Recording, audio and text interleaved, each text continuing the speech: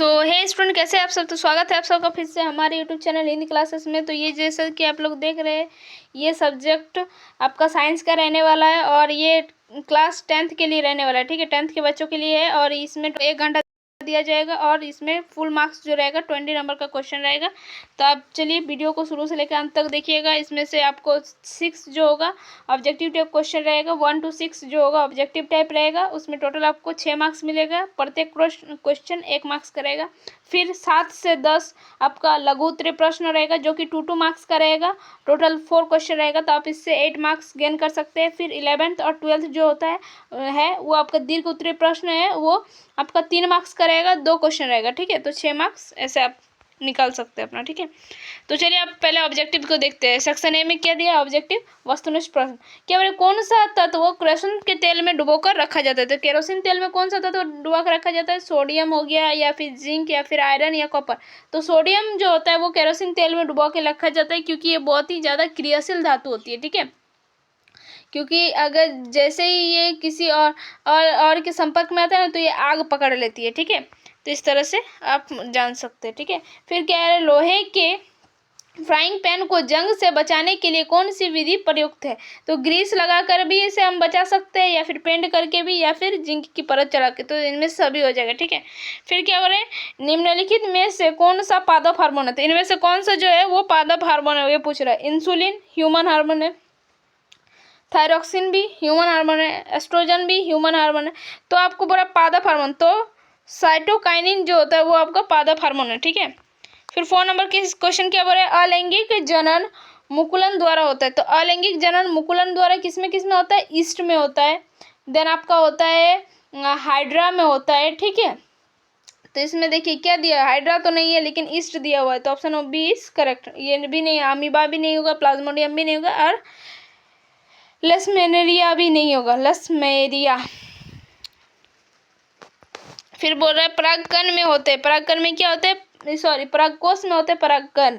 ठीक है, फिर बोला निम्नलिखित में से कौन सा पद विद्युत परिपथ में विद्युत शक्ति को निरूपित नहीं करता है, ये पूछ रहा है। तो हमको एक शक्ति का फॉर्मूला होता है, P होता है I²/R, ये फॉर्मूला होता है। फिर एक P होता है IR भी होता है। ठीक है, तो इस फॉर्मूला से आप और एक फॉर्मूला बना सकते हैं V²/R। तो ये तीनों फॉर्मूला है, और ये जो चौथा फॉर्मूला है ये भी इसमें काम करेगा इस फॉर्मूला में। लेकिन जो होता है IR² जो है, ऑप्शन नंबर बी जो है जगह, ये करेक्ट आंसर हो जाएगा, क्योंकि ये इसको निरूपित नहीं करता है। ठीक है, अब हम देख लेते हैं कुछ लघु उत्तरीय प्रश्न, जो कि है किसी विद्युत परिपथ में 2 बिंदुओं के बीच विभवांतर मापने के लिए वोल्टमीटर को किस प्रकार संयोजित किया जाता है। पहला क्वेश्चन 7 नंबर का। फिर बोल रहा है विखंडन बहुखंडन से किस प्रकार भिन्न है। फिर बोला आयोडीन युक्त नमक के प्रयोग की सलाह क्यों दी जाती है। फिर बोले धातु और अधातुओं के रासायनिक व भौतिक गुणों में अंतर लिखने बोल रहे। ठीक है, और दीर्घ उत्तरीय प्रश्न में है आपका उभयधर्मी ऑक्साइड क्या होता है। 2 उभयधर्मी ऑक्साइडों के उदाहरण देने को बोला गया है आपको। ठीक है, और क्या बोल रहे, यदि किसी विद्युत बल्ब की तंतुओं का प्रतिरोध इतना है और तो यह विद्युत हीटर इतना वोल्ट स्रोत में कितना धारा लगेगा। ठीक है, तो इस तरह से आपको विद्युत धारा निकालना है। तो चलिए अब इसका देखते हैं किस तरह से आंसर लिखेंगे। तो देख सकते हैं ये आपका 7 नंबर का क्वेश्चन है। ठीक है, तो हम क्वेश्चन है जैसे कि आपको पढ़ चुके हैं पहले, 2 बिंदुओं के बीच विभवांतर मापने के लिए वोल्ट मीटर को किस क्रम में संयोजित किया जा रहा है, ये पूछ रहा है।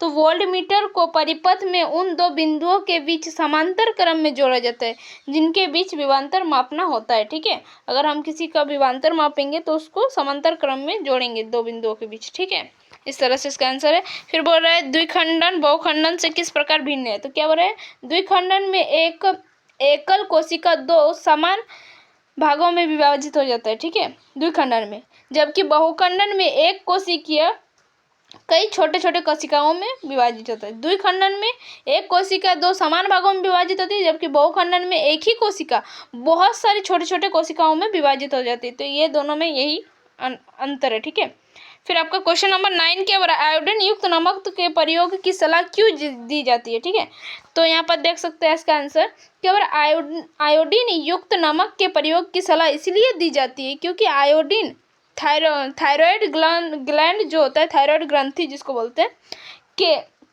उचित कार्यों के लिए आवश्यक है। तो ठीक है, जब हमारे अंदर आयोडीन की कमी हो जाती है ना, तो हमारा जो थायराइड ग्लैंड होता है वो स्वेल हो जाता है, फूल जाता है। ठीक है, तो इसीलिए हमको बोला जाता है कि आयोडीन युक्त, मतलब आयोडीन जैसे कि नमक में होता है, तो वैसा हम लोग को तत्व लेने बोला जाता है। ठीक है, डॉक्टर की सलाह दी जाती है हमें। तो ठीक है, चलिए अब 10 नंबर क्वेश्चन देखते हैं क्या बोल रहे हैं। देखिए, इसमें धातुओं और अधातुओं में रासायनिक एवं भौतिक गुणों में अंतर लिखने बोल रहे हैं। तो ठीक है, पहले धातु और अधातुओं में अंतर भौतिक गुण देखते हैं पहले, उसके बाद उसके रासायनिक गुण को देखेंगे। धातु, यह आम धातु, ठीक है, यह आमतौर पर ठोस, कठोर, चमकदार, आघातवर्धनीय और तन्यता होती है, इसमें तन्य होती है। ठीक है, यह ऊष्मा और विद्युत के सुचालक होते हैं। ये धातुओं के गुण होते हैं, जबकि इसके भौतिक गुण अधातुओं के क्या होते हैं। देखिए, अधातुएं जो होती है यह कठोर, मतलब ठोस होते हैं। फिर ये द्रव होता है, द्रव या गैस में पाया जाता है, हो सकते हैं। यह आमतौर पर क्या लिखे, भंगुर या गैर चमकदार, आघातवर्धनीय नहीं होते और तन्यता भी इसमें नहीं पाया जाता है। ये ऊष्मा और विद्युत के कुचालक होते हैं। तो इसका आंसर उस प्रकार से। अब इसके कुछ रासायनिक अंतर को पहले देखते हैं। फिर तो रासायनिक अंतर धातुओं में क्या होता है, यह इलेक्ट्रॉन त्याग कर धनावेश बनाते हैं, यह क्षारीय ऑक्साइड बनाते हैं। ठीक है, ये धातुओं के गुण होते हैं। ठीक है, ये इलेक्ट्रॉन को त्याग कर धनावेश बनाते हैं और यह क्षारीय ऑक्साइड बनाते हैं। यह तनु अम्ल में हाइड्रोजन गैस विस्थापित करते हैं। ठीक है, लेकिन अधातुओं में क्या होता है, ये इलेक्ट्रॉन को ग्रहण कर ऋणावेश बनाते हैं। ठीक है, और यह अम्लीय ऑक्साइड बनाते हैं। और यह तंतु और जब यह तंतु क्या बोलते हैं, तनु अम्ल में अभिक्रिया करती है, ये तनु अम्ल में अभिक्रिया करती है नहीं है। ठीक है, और ये OH-, जब इसको हम लोग धातु को लेकिन हम लोग जब क्या बोलते हैं, क्षारीय सॉल्यूशन में डालेंगे तो वो OH- देता है। लेकिन हमारा जो अधातु होता है वो तनु अम्ल के साथ कभी अभिक्रिया ही नहीं करता है, लेकिन धातु जो होती है वो अम्ल और क्षारक दोनों के साथ अभिक्रिया करती है। ठीक है, तो ये आपका क्वेश्चन नंबर 10 हो गया। फिर आपका 11 नंबर क्वेश्चन क्या बोल रहा है, उभयधर्मी ऑक्साइड क्या होता है, 2 उभयधर्मी ऑक्साइड के उदाहरण दीजिए। ठीक है, तो क्या बोल रहे हैं, उभयधर्मी ऑक्साइड वह ऑक्साइड होती है जो अम्ल और क्षारक दोनों के साथ अभिक्रिया कर लवण और जल बनाते हैं। ठीक है, उभयधर्मी ऑक्साइड उसी को बोलते हैं जो अम्ल और क्षारक दोनों के साथ अभिक्रिया करते हैं। ठीक है, तो जैसे कि इसके कुछ उदाहरण पूछे, तो जैसे कि एल्यूमिनियम ऑक्साइड दे देंगे, Al2O3 और जिंक ऑक्साइड ZnO। तो ये दोनों उभयधर्मी ऑक्साइड के एग्जाम्पल्स हैं। ठीक है, अब क्वेश्चन नंबर 12 को देखते हैं। क्या बोल रहे हैं, यदि किसी विद्युत बल्ब के तंतुओं का प्रतिरोध 1200 क्या है ओम है, तो यह विद्युत हीटर इतने वोल्ट स्रोत पर कितना धारा लेगा।